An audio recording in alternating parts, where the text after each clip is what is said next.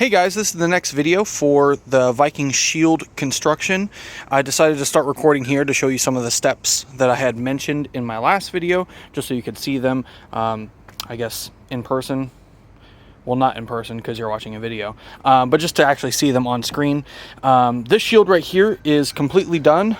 There are two layers on the front, one layer on the back.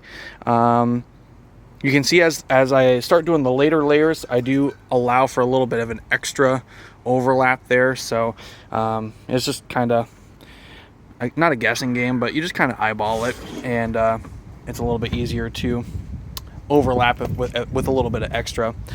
This is the final layer on the front, and I decided to record so I could show you how I kind of overlap the edges, just to kind of give it that nice, clean, crisp look. Show you the center there. I had drawn some lines, but I decided to kind of not follow those and kind of do a few more lines.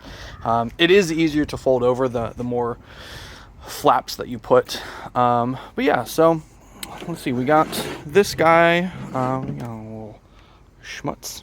There we go.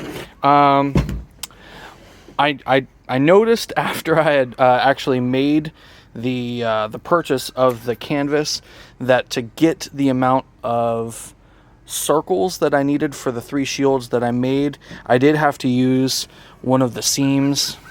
This is the back, fortunately, so I think once I paint it, it'll be kind of not necessarily unrecognizable, but it won't be as noticeable, so I think it'll be fine. What I'm using here, I talked about last time, is wood glue wash. So you can kind of see it's not watery. It's still a little thick, but it's not like just straight wood glue. I would say the consistency is when you start to realize that your Wendy's Frosty is melting too much, and you're like, oh no, my Wendy's Frosty is melting too much. That's about the consistency that you want. And you're just going to kind of lather it on the edge here. All these ripples, that's actually not bubbles. That's actually from the layer of canvas on under this. So you can see it does kind of gather a little bit. But again, you are going to be covering all of this with the rawhide on the edge. And you're not going to see any of this because that'll be covered with the boss on the opposite side. But yeah, I just wanted to show you kind of what I'm doing here. I can't really paint and craft at the same time. I need to get like a nice stand, but you know, just using a big paintbrush because you're putting a lot on at one time, and I just kind of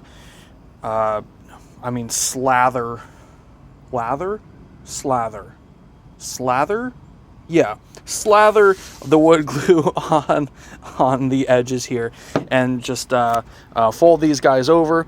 And then as they're slowly starting to stick, as they kind of tack on here, you're just going to slather the top of them as well, and it just really makes them stick, look really good. So for example, this is what it looks like on this side, if you can see all of that. So like I said, they do overlap, and that's good. That's what it looks like there. So this guy's pretty much ready.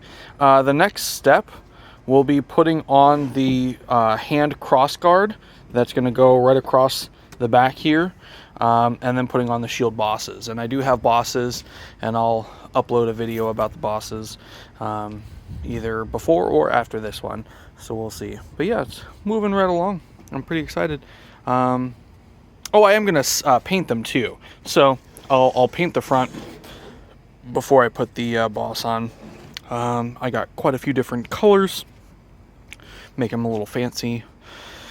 We'll see what we get. But yeah, I'm super excited. I'll talk to you guys later.